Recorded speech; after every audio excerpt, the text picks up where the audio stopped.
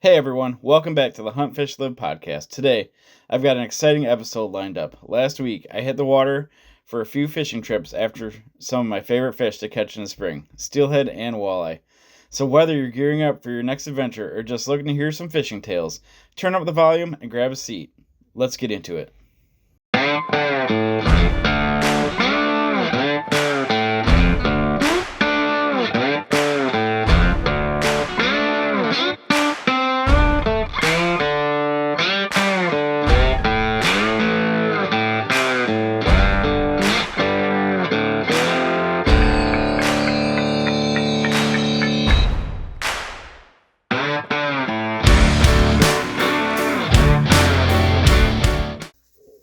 Well, we had a few days off last week, and we wanted to do some fishing. We wanted to do some exploring and just checking things out.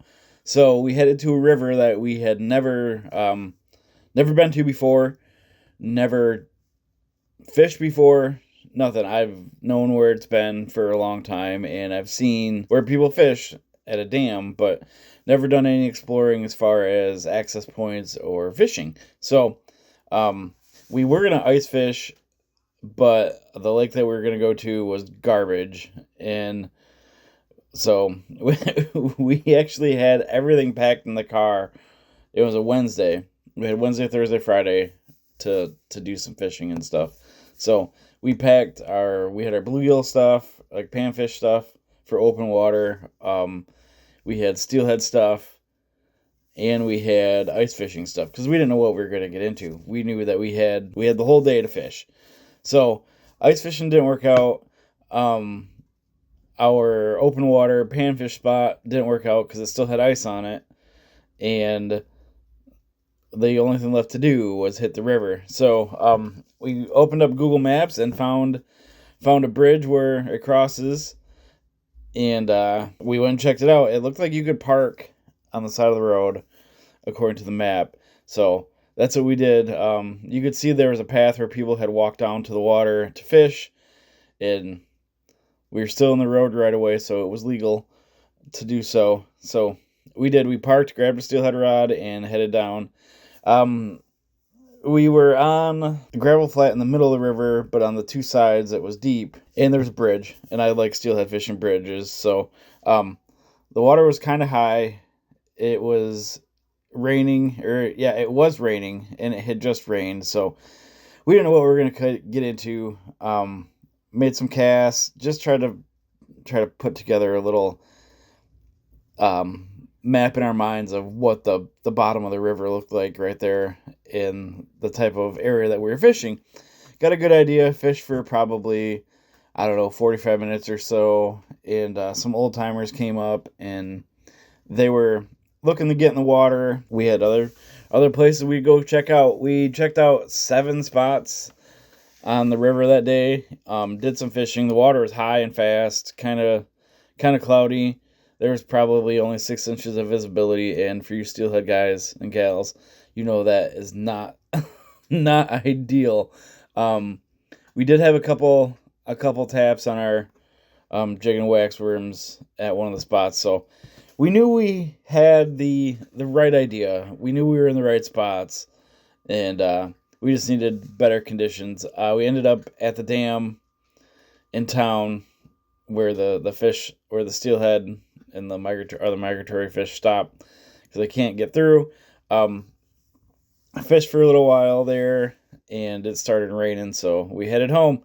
Next day, we actually headed to another river in search of, oddly enough, walleye. Walleye and steelhead. We got there, got set up, got fishing. It was by another dam, pretty popular one here in West Michigan, and the water's high and fast. It was still clear, so that was good. Looked up the flow rate chart, and it was moving at like 3,500 cubic feet per second, and all of a sudden, that's pretty fast for those of you who don't know. All of a sudden the alarm goes off at the dam, and that's when they open it up to let more water out. from the reservoir, and let me tell you, it rose fast.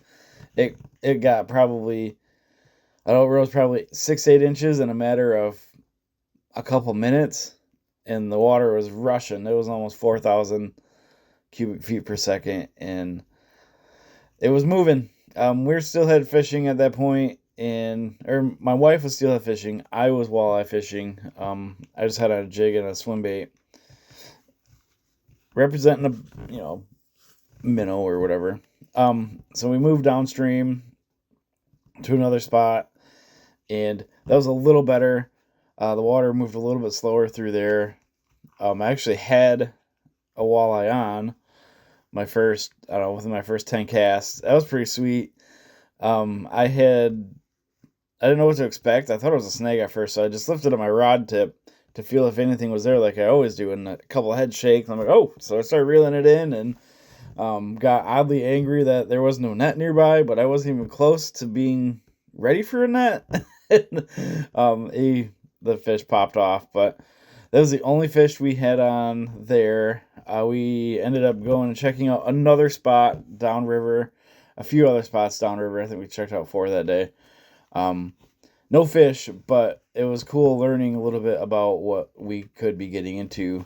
Friday, more of the same, went to a different spot on that same river, and then ended up fishing where we started and ended the day before. I was fishing for walleye. My wife was fishing for walleye and steelhead. The river slowed down a little bit, which was good. Let's see.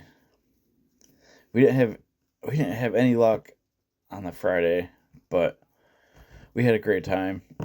We ended up, so no fish, no bites, nothing, but we had fun. It was all a learning experience, that is for sure. It's always fun learning new water, especially rivers. It took us quite a few years to get the river here in town where I live. Took a few years to get the river here in town learned. There's still lots to learn about it because the water is always moving and the riverbed's always changing. So, yeah, it was fun. I suggest getting out and learning new water sometimes. It helps sharpen your fishing skills, and it helps just get an understanding for how other rivers and bodies of water work by comparing the two similar situations in both areas. Yeah, it's rewarding for sure. I had a great time fishing those 3 long. We fished all day for 3 days straight. While our daughter was at school, so that was kind of nice. 3 day dates, you could say, as far as fishing goes. With that being said, steelhead season is in full force now. The weather's nice, the snow is gone, the ice is gone, and fish are in the rivers. A lot of people have been catching the steelies on beads under a bobber, as well as bottom bouncing a bead or a stonefly. Our go-to method is a waxworm with a steelhead jig under a bobber. You float it about 12 inches off the bottom, and that's where the steelhead are hanging out. So now's the time. We usually get a good run for 2 or 3 weeks, and then they kind of trickle through May, I think.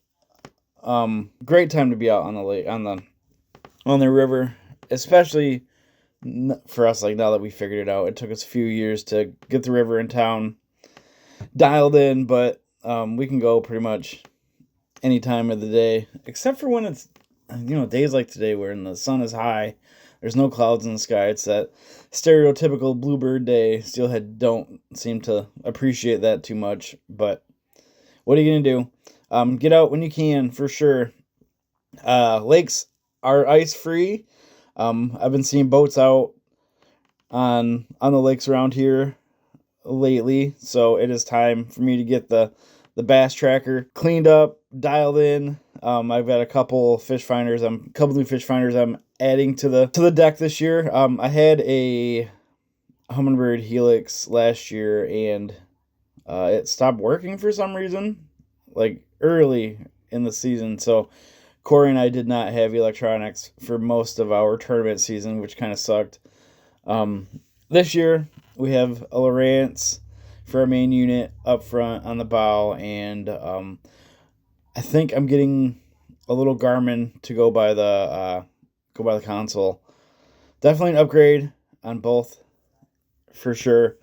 I wanted something next to the console when I'm driving, so I could see how deep it is and what we might be coming upon underwater. It's hard to see the graph in the daylight from when it's all the way up front on the bow by the trolling motor. So hopefully having one back by the driver's seat is going to help out a lot. Plus, that'll give the person in the back a chance to see how deep of water we're fishing and everything like that. I know Corey would appreciate that, and my wife too when she's back there. You just never know. You just never know. Other than that, I'm excited to get out on the water. Bluegill should be firing up soon. Crappie should be firing off soon. Bass should be going. As the days get warmer and longer, the water is going to heat up, and we'll bring some pretty fantastic fishing for the next few months, which I am stoked about. I can't wait to get back out on the boat and make that first long cast of the year. St. Patrick's Day just passed, and that reminds me of one of my favorite days fishing for steelhead on the river. It was St. Patrick's Day, probably 2016, 15 maybe. Gosh, that long ago, huh?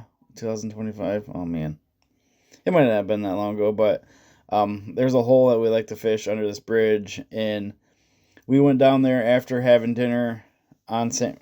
Patrick's Day, and my bobber dropped 7 times in 7 casts. I hooked a fish every drop, but they did not stay pegged. I didn't catch a single one of them, but I hooked 7 fish in 7 casts in one hole on St. Patrick's Day. They must have just been stacked in there, and I must have had the right color on, but it was crazy.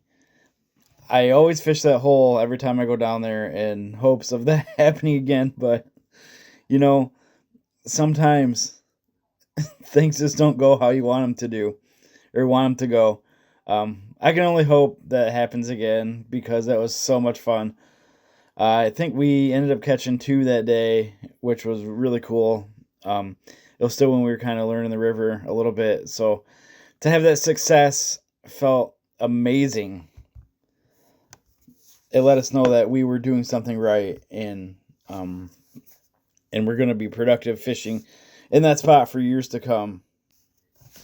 So for the past few years, I've had this thought in my mind to start making baits. I've always wanted to make my own plastics for bass fishing and walleye fishing, and I've been doing a lot of research lately, trying to figure out what I need, what kind of lures I want to make, what colors, everything like that. And I found a few companies that look promising, and also Amazon. Do It Molds is one of them. Lure Parts Online is another one. Let's see. Lure Works is another one, and also Amazon. I'm thinking about doing it as a side business, maybe turn it into a full-fledged business, so I can quit my day job. That would be awesome. But I don't know yet. I'm thinking about getting into it. I just need to do a little bit more research. Let me know in the comments if you are a bait maker, what you use, what your favorite type of mold is to use.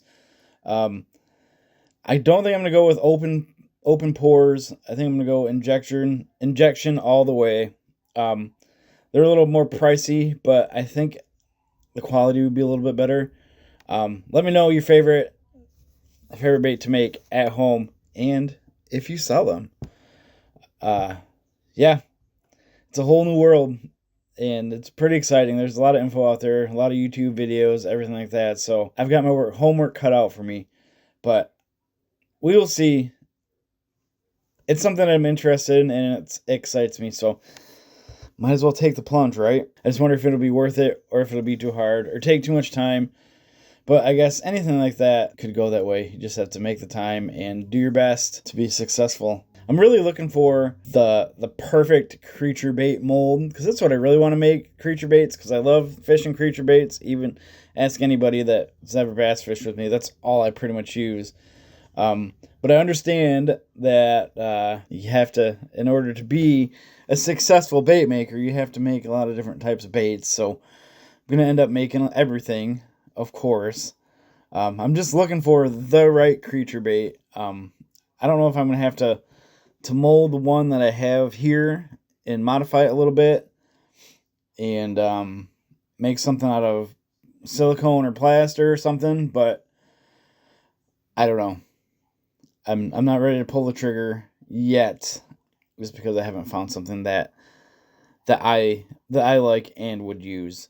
Maybe that's not the case. Maybe I just need to go with something more generic, because people will buy it if it works, right? So we will see how that goes. It's something to think about, something to get excited about as the spring nears and open water fishing is upon us. I need something to do between turkey season and deer season, right? Well, that's it for this episode of the Hunt Fish Live podcast. Let me know in the comments your favorite plastic bait to use for bass during the summer, in the spring, and in the fall. Can't wait to hear what you have to say. Thank you for listening, and don't forget to subscribe to the show. Thanks again, everybody. Have a great week.